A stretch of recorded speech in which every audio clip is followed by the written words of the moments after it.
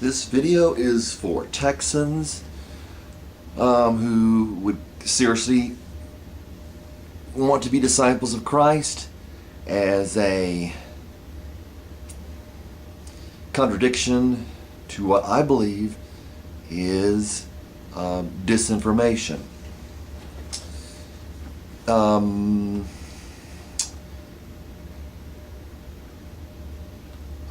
And in regard to secession, although there are several states that are thinking about seceding and nullification of federal law,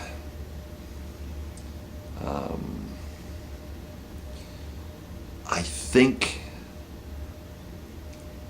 that not only will the government not allow you to secede, they will paint you, if necessary, however they want to achieve their ends of keeping unified country. And I also think that as far as if you're a Texan, and you make sure the governor knows this, it is in your best interests, if you're going to have to deal with it, if it's going to be that way anyway, to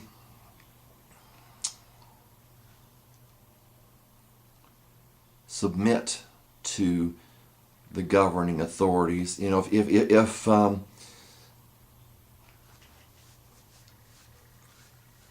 at least individually, if the main governing authorities, as I believe, are centered in Washington, then I believe that, and they have the power, then I believe that you submit to them. If you look at Daniel, he didn't always do what he was told. If you look at his three friends, they didn't always do what they were told. If you look at Joseph, he was put in a position where somebody in authority, a woman in authority over him, told him to do something, and he said, "I won't do it because it violates what God has told me to do." I think if you do that, and not try to weave around it, but do which you know, plain and simple, is what God tells you to do, check mark.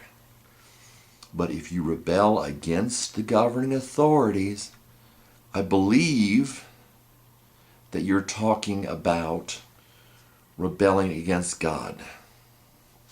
So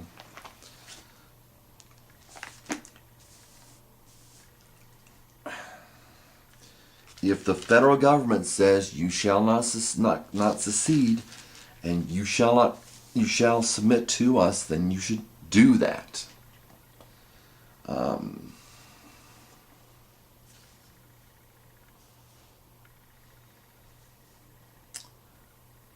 Every person, I believe, or soul, in the side note, is to be subject, Romans 13, to the governing authorities, for there is no authority except from God, literally by God, and those which exist are established by God. The concept is connecting the authorities, whether they be Nero or whomever, with God, and right or wrong, you're to be subjected to them. Doesn't mean you agree with them. It doesn't necessarily mean, biblically speaking, that you obey them. But you don't say, we're going to secede, and if you try to attack us, we're going to fight back. As a Christian, you know, there are a lot of people that would not take Christianity very seriously. They'd say the Constitution is up here, and the Scripture, God's Scripture, the Christian Scriptures are here, and or they're somehow on an equal level.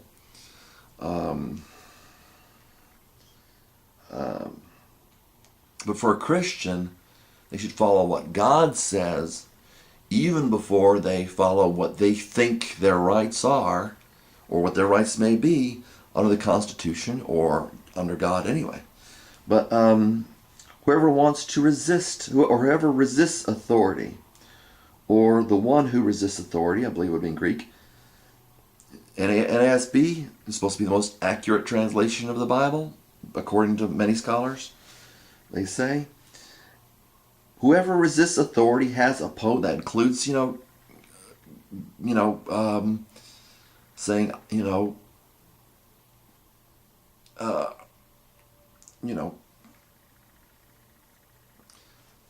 taking up arms against the government, to saying, well, you're not taking over Texas. Doesn't matter. Are you a Christian first? Or a Texan first, as things are heating up and we know the government's doing a grab for power? For rulers are not a cause of fear for good behavior. Literally, good work, it says in the sidebar. For rulers are not a cause of fear for good work, but for evil. No cause of fear for good work, but for evil.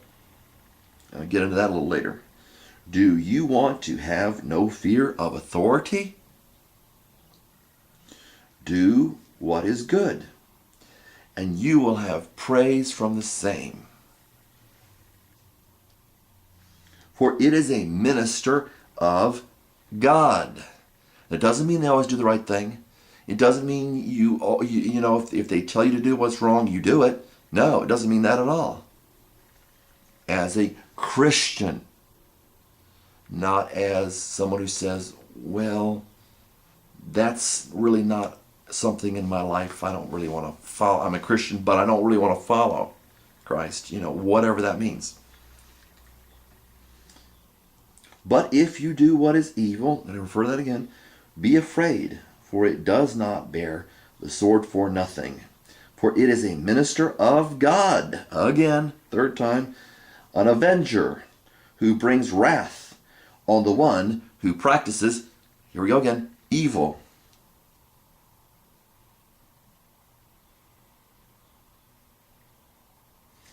They, the rulers, and I think it would probably be they, because that's in italics. For because of this, you also pay taxes, for rulers are servants of God, or they are servants of God, devoting themselves to this very thing. That doesn't mean they're righteous. That's the world. Christians are supposed to be out of the world. The whole world is the whole world. You can call Christians, you can say the whole world is Christian, or half the world is Christian, or Jesus' distinction of the world is the people in it. Christians, you can say Christian nation, but Jesus didn't even say these people, the people in Israel were following God, and they were supposed to be basically your Old Testament version, or your pre-Christian era disciples of God, or Christians. And the crowd cried, crucify him. All those disciples fit in one room. People were, wanted to know about him, and they were listening to him, following him. But the disciples could all fit in one room. That means the majority of Israel wasn't disciples. Jesus said the narrow gate, narrow way. Most people choose the broad way, the broad gate. So when a nation calls itself Christian, you got to get to the point where you don't believe that, because not all of them are following Christ.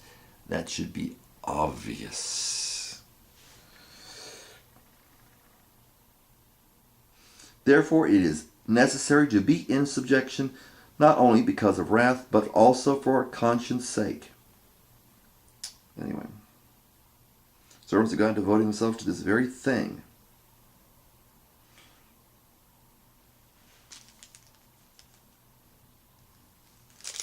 Now, let's see.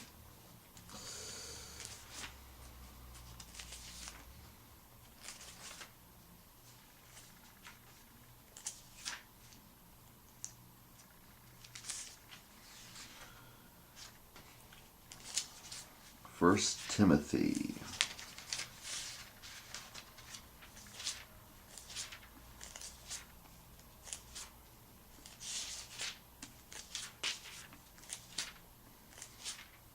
1.